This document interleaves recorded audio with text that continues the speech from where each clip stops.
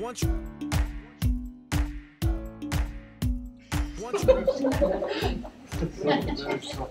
Hi, I'm Heidi. Hi, Heidi. I'm here today. I came to the event last year, which was really about talking about what it is we want to do to change the world, and big global thinking. Today I think it's about honing that into a bit more detail. So looking at the individual, maybe looking at what we learned since last year, because I think it touched and changed each of us. So I'm just really excited. I love events like this. This is when I'm in my element. I read that one, it's on the list. Ken Robinson. So hopefully I can inspire you a little bit. I'm sure the other speakers will inspire you much more. I'm quite excited about what we get from today. Thank you. So my talk is The Man in the Mirror. You've probably heard the Michael Jackson song and related to that. As I mentioned last year, we talked about needing kind of global change and wanting to kind of remove racism, sexism, inequality, like big thinking. Let's get rid of world poverty, kind of make sure all children are fed and watered and get the healthcare that they need and so on. Want to promote diversity, promote equality, and I think we need to break down the behaviours kind of associated with materialism, with consumerism, with selfishness. We need to spread the wealth across all the people, not just make sure the top 200 have the same wealth as the bottom 50%. We need to help the weak, support the needy, feed the hungry, cure the sick. It's kind of, I don't think anyone would disagree with that. But how do we do that as individuals? How can what we do and how we behave actually have such an impact on the world? The world's a big place. There's a lot of issues with it that we don't think are working well.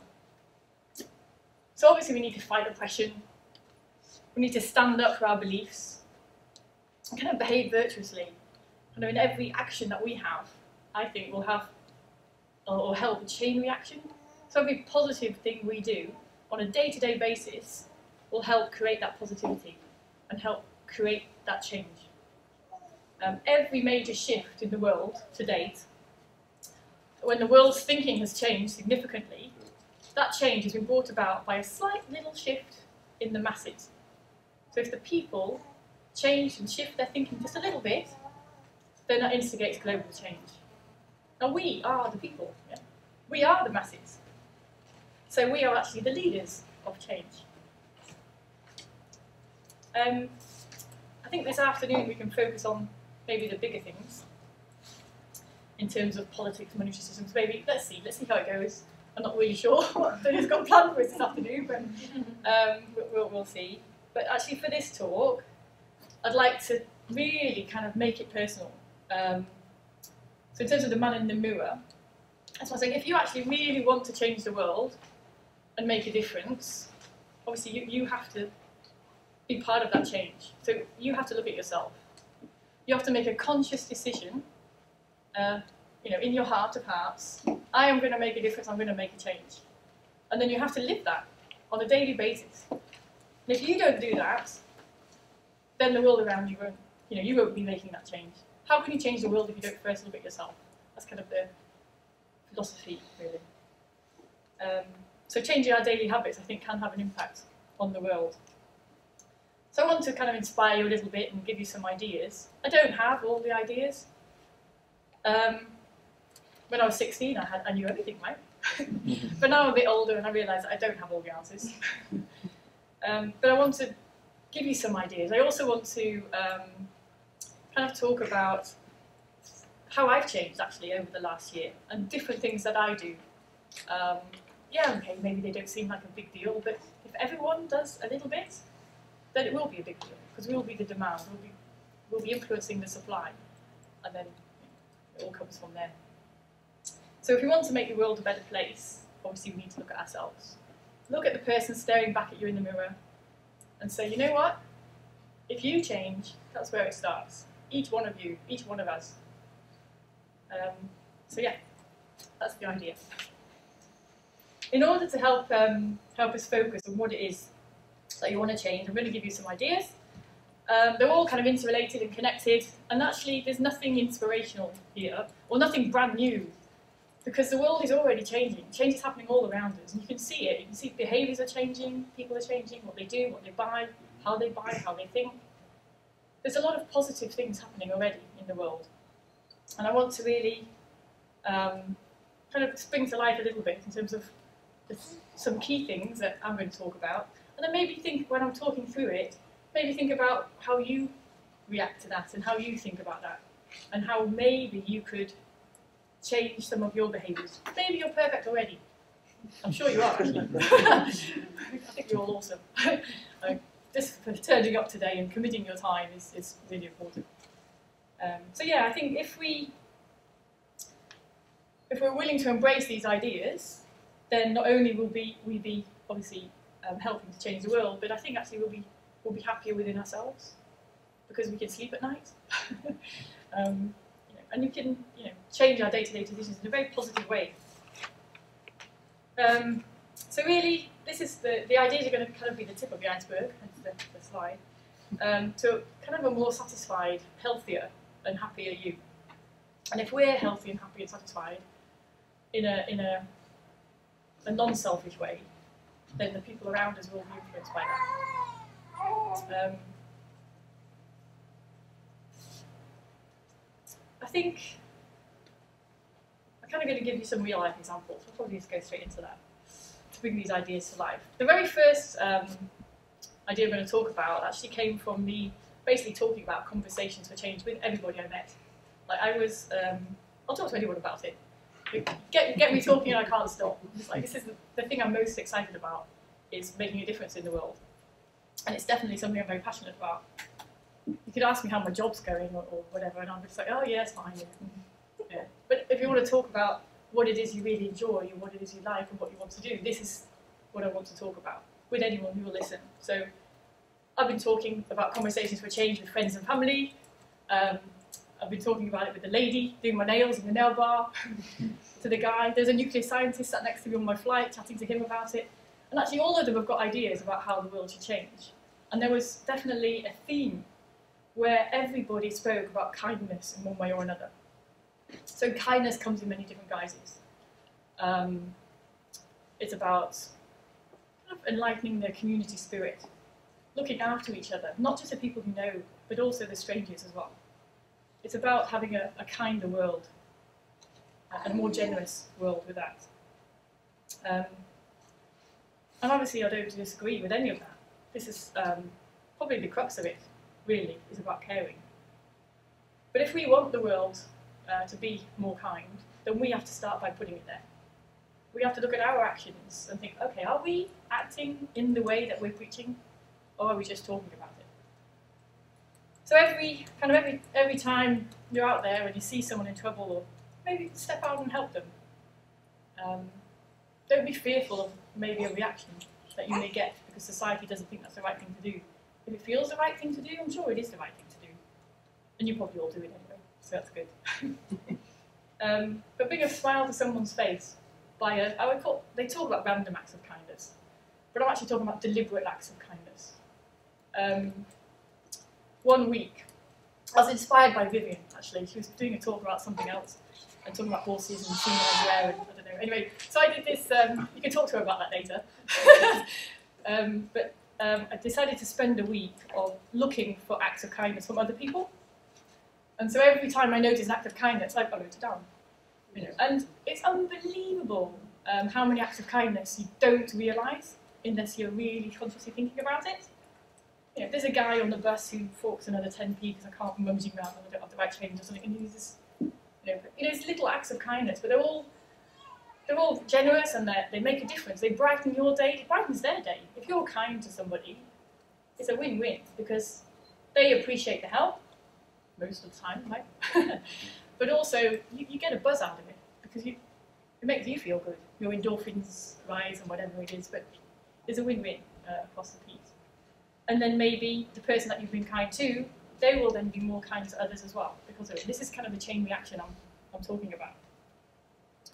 But one way to make more meaningful connections, because we're talking about people and looking after people, not just your friends and family, but the wider community and strangers as well, It's quite important, I think, to make sure we have the right community spirit in your surroundings, especially when we live in big cities, buzz, buzz, buzz, rush, rush, rush. Everyone's getting from A to B, they don't have time for anyone. And perhaps we should step back and make the time to get to know your neighbours. Do you all know your neighbours? Good. Good. Yes. I know you do. Holding garden parties and what have you. Yeah. But it's about making those meaningful connections and deliberately making them to improve them. So one of the things I want to talk about is collaborative consumption. It's about connections.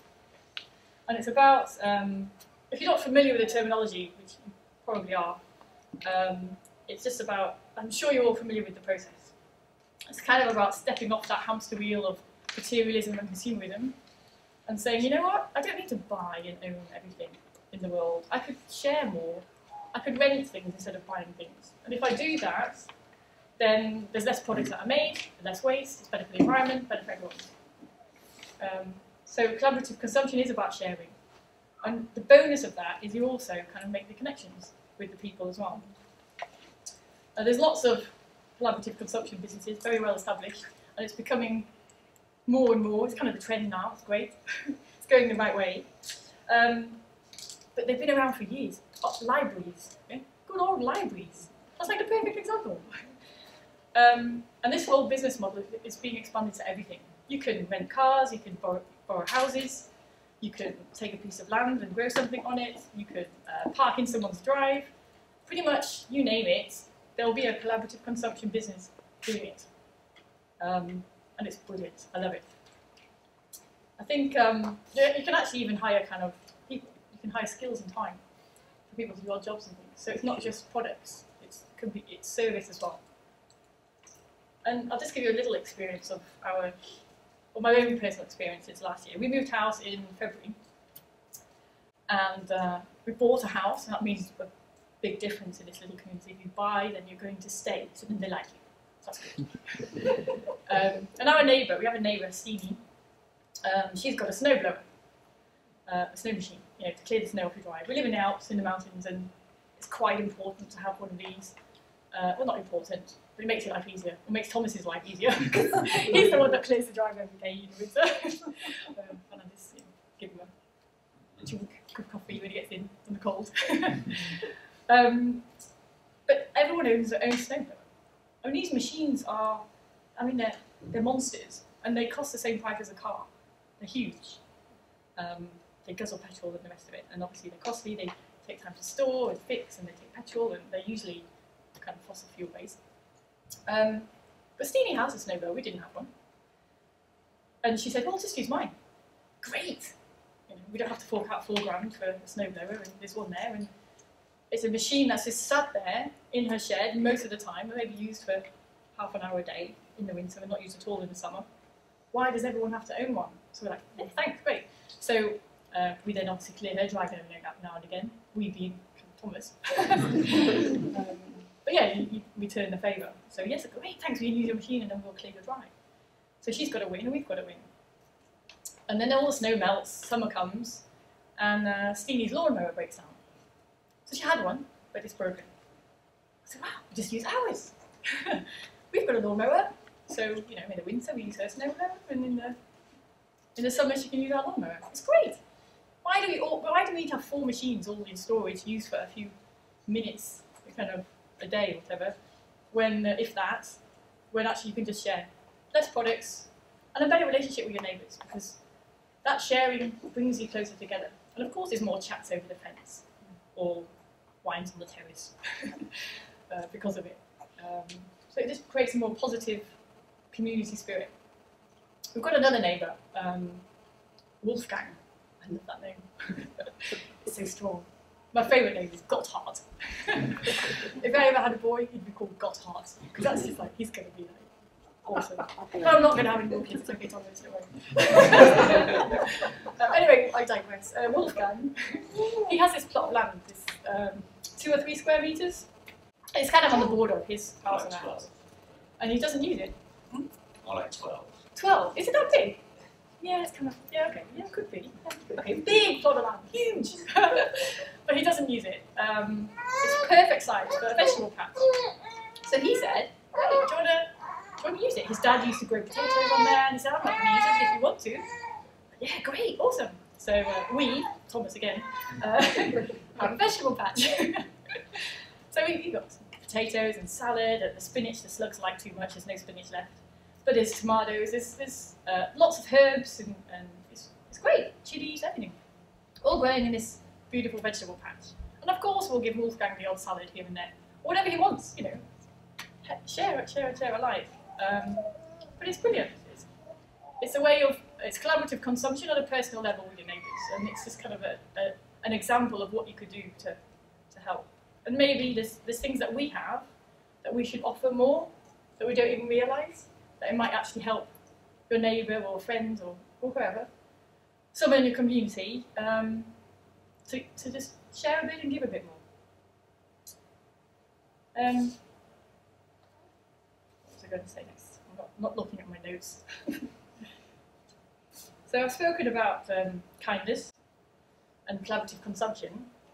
The next thing I'd like to talk about is sustainability, which is something you said actually most people are interested in when you did the little survey. So that's good. So I'm probably preaching to the converted, but anyway, I'll carry on.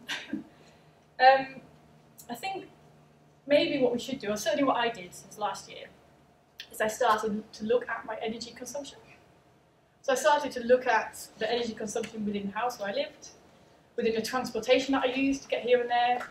I looked at the food that I bought and perhaps the energy used to get it there, transport it there, store it, you know. And I started to look at things in a different way.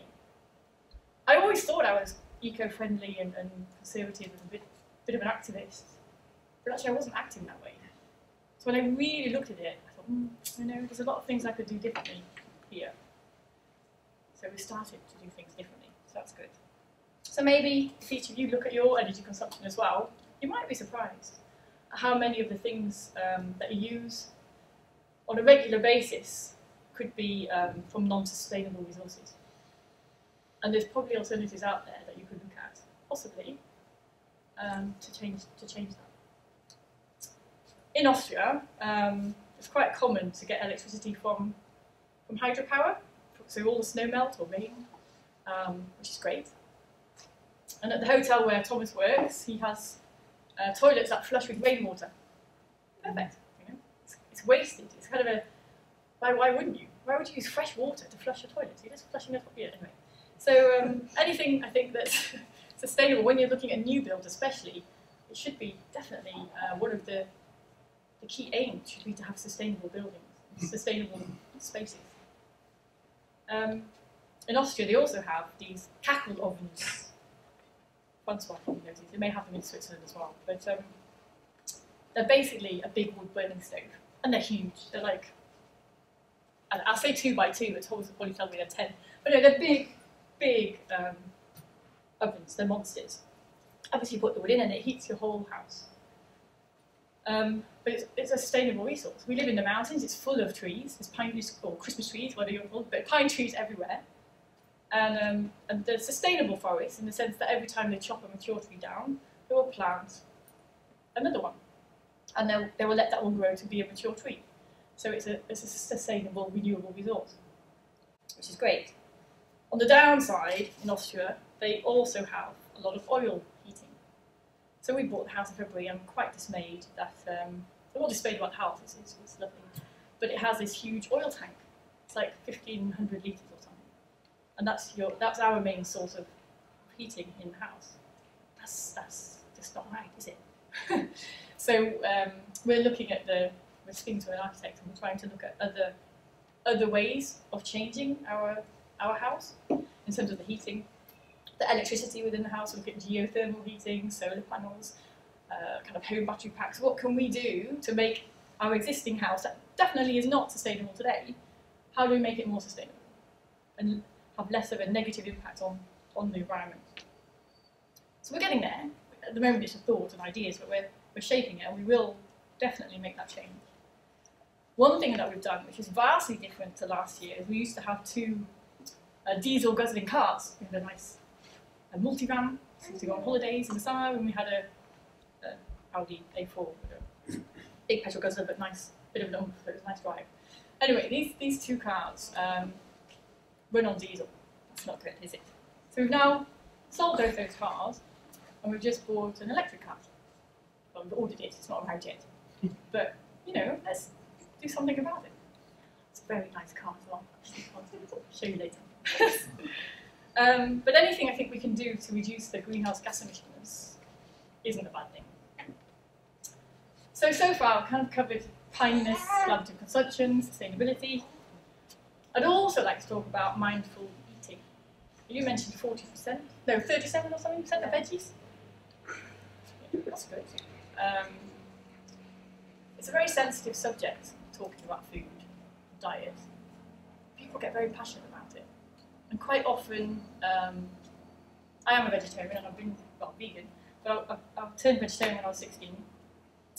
And it's quite fun. You go to a restaurant with people that are not vegetarian, and quite often you'll get questioned about your beliefs. I'm just ordering some food, it's okay. We don't need to talk about my beliefs. But obviously people are interested. Well, why? Why do you do that? Why are you doing something different? It is becoming more popular. And people turn to vegetarianism or veganism for different reasons, or other dietary changes. Sometimes it's health reasons, sometimes it's impact on the world or animals or the environment reasons. They're all very personal reasons, and you will never fully understand someone as to why they do something, why they live a certain way, because they've had a different life to you. But at least you can grasp the concept of it. So I want to talk about mindful eating, but I'm very conscious of the fact that it's a touchy subject. So I think we should embrace it, educate ourselves, and then make the decision that's right for you, whatever that may be. Well, I read this, well, before I talk about the book, one thing I definitely do now, more, is buy local. So if I buy fruit and vegetables, I'll buy ones that are locally sourced. So there's not a huge carbon footprint to get them there. I do miss the ones too. But we live in Austria, so we're an hour and a half from Germany, Italy. We're Central Europe, so we actually have quite a lot of choice of food from where we are. So we're quite privileged in that way. But I don't want to buy berries in the winter. I'd rather buy, I guess, the apples and pears that they've grown up the road and then frozen and given them to. I don't know really how we do that in the winter. But either way, yeah, it's like, got to think about that. I was talking to myself, do we buy berries now? Do we buy double berries all summer and then freeze them? Is that better? So that's what we've decided to do. Hopefully that's better. Well, it will be better when we have sustainable energy giving us the electricity to freeze them. So in the long run, it'll be better. But yeah, it's a whole. That's what I mean. Everything's interconnected, right? You can't Anyway. freeze berries. You can't freeze berries. Oh, you can. I have it in smoothies all the time.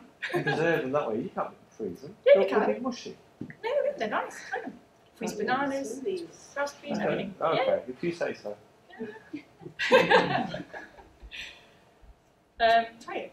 Oh, they don't fit in your freezer. Talk about that later as well. A book I read recently is called The China Study. It's probably on here. Is it on here? Yeah. Okay, so a few of you have probably read it already, or if you haven't read it, you might have heard about it. It's quite funny. I heard about this book, and then within a week, 7 other people told me about this book. I've got to read it. It's like all the scientists telling me I have to read it. So I read it. It's awesome for 2 reasons. I think the contents of the book are, the depth and breadth and information of knowledge in there is amazing. Very educational. But the second reason I really love the book, or actually I'm quite astounded, is that we should know this. We don't know. I'll talk a little bit about the book, but we should all know this, and we don't. It's telling you how to eat healthily and the impact it can have on your life. Shouldn't that be basic knowledge? Should we not learn that in school, or in your day-to-day life, or when you're shopping, or you know? We've all heard about 5 fruit and veg, which is now 7 apparently. But I think this book's really important. So I'm going to talk a little bit about the results of the book, and then hopefully you'll read it, and then you can do what you want with it. Maybe change it a little bit.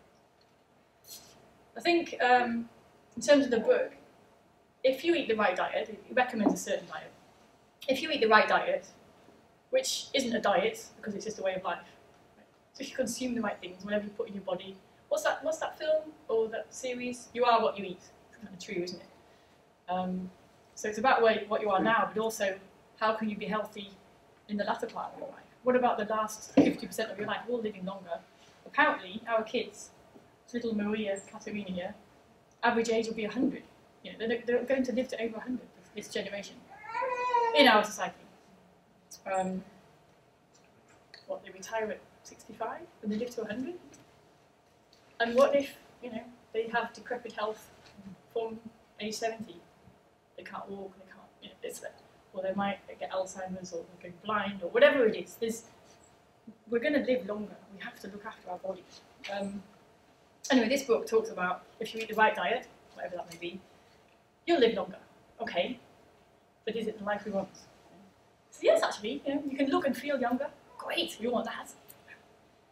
Have more energy. Can lose weight if you need to. Don't think anyone here does actually. That's good. Lower your blood cholesterol.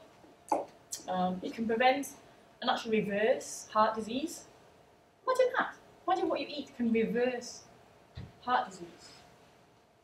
I mean, stop it getting worse. Yeah, but reverse? That's brilliant. Lower your risk of prostate and breast cancer. A very dear friend of mine has gone through that over the last few years, and she obviously hadn't read the book before. I shouldn't laugh, it's not funny. But it's really important. If you can do something to prevent major disease, why are we not doing it? Or if you have a major disease, why are they not telling you? You can prevent and treat diabetes. That's a huge killer. You can keep your bones strong. You can avoid impotence. You can avoid stroke. Prevent kidney stones. Lower your blood pressure in this highly stressed society. That's quite important. You can avoid Alzheimer's. Beat arthritis. And there's loads more. So why on earth wouldn't we be doing that? Why isn't that our norm? I think if we act in a way that promotes the best health for ourselves, it's really fortunate that also promotes the best health for the planet. So the foods, kind of whole foods, plant-based diets, they use less water to produce the foods, less land, they use fewer resources, they produce less pollution, and less suffering for farm animals. And all of this by just changing what you eat. But anyway, I'll let you read the book. You can draw your own conclusions. I think that's probably, that's a slide I should have had up. Anyway, that's me doing yoga in the Alps before work. I think I have been preaching a little bit to converted. I hope you don't feel like it's a preach. I'm just kind of trying to give you some examples of things that I've done differently and how I changed a bit. I think we do definitely need to listen and learn from the other eminent speakers. So at this point I'd like to say thank you very much for coming, and I'm really excited about today.